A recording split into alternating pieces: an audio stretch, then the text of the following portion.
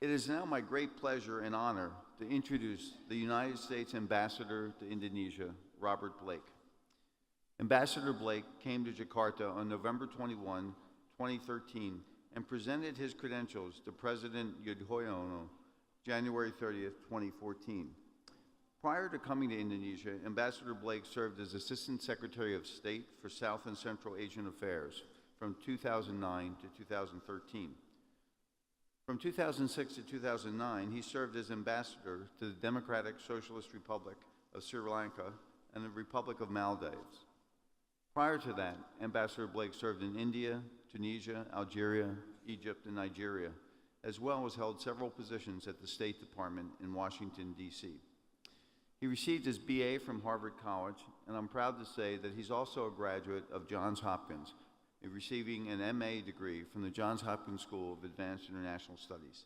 Please join me in welcoming Ambassador Robert Blake.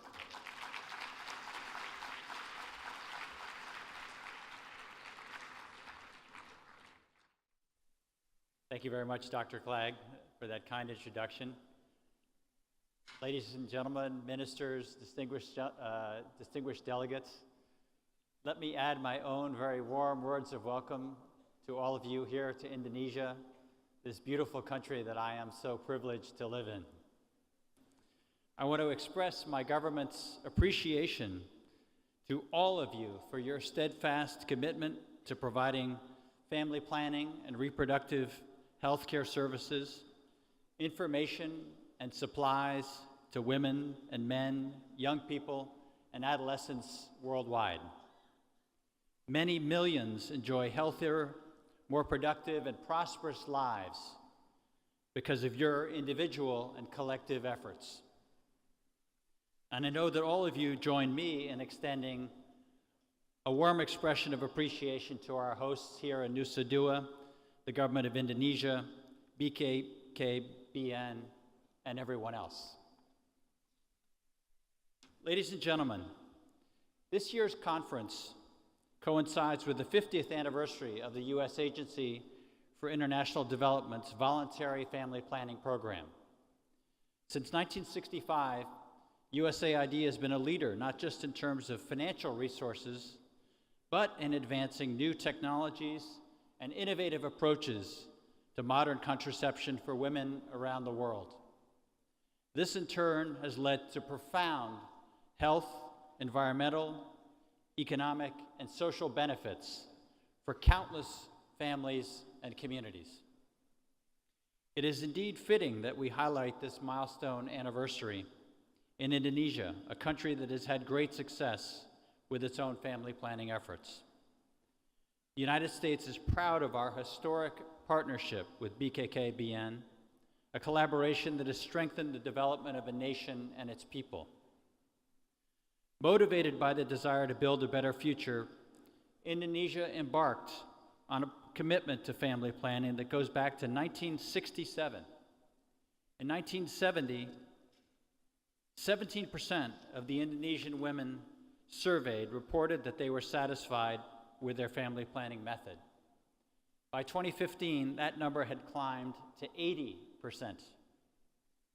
And as modern contraceptive use has increased across the archipelago, Indonesian women are able to manage the timing and spacing of their pregnancies to achieve the healthiest outcome and their desired family size.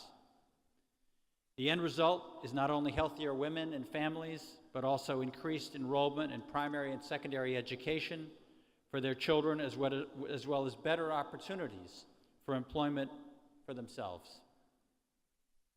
As AID began phasing out its family planning assistance program, which formally ended in 2006, we now commend BKKBN, along with the Ministry of Health and local governments, as they continue to support access to these services at provincial and district levels and remain committed to maintaining their investment in this important sector.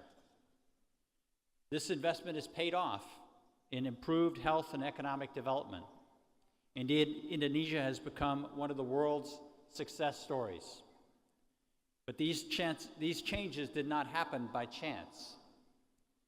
The Indonesian government, the private sector, faith-based organizations, the U.S. government and other donors, local and international, all work together to increase access to good quality family planning services.